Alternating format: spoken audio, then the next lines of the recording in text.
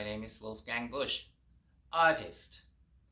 My artistic contributions are producing, directing, and editing live performances and music videos.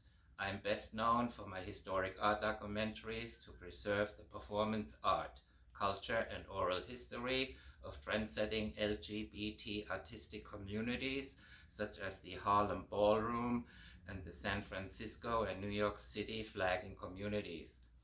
They are the inventors of the voguing and flagging dance, influencing the biggest pop stars worldwide, such as Madonna, Mariah Carey, and Lady Gaga.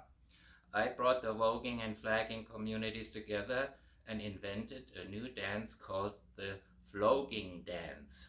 I also created and choreographed the Flow Cats dance troupe, which are voguing dancers in transparent stretch fabric. Cultural barrier. I was an understudy for Jack Herman from the New York City Board of Education, who was the first person to use video in art and education programs. I was co-producing, directing, camera operator, and editor for intergenerational high school, homeless, and people with disabilities art and education video projects.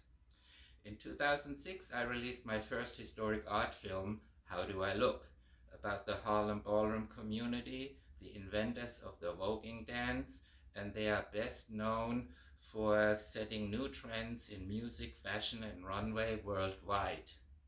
I traveled to Paris, Berlin, London, and Amsterdam for screenings and lectured artistic empowerment and HIV/AIDS awareness at the most prestigious universities in the United States. My documentary, How Do I Look?, is used by university students for thesis and education and is in 100 university libraries in the United States. Culture maker.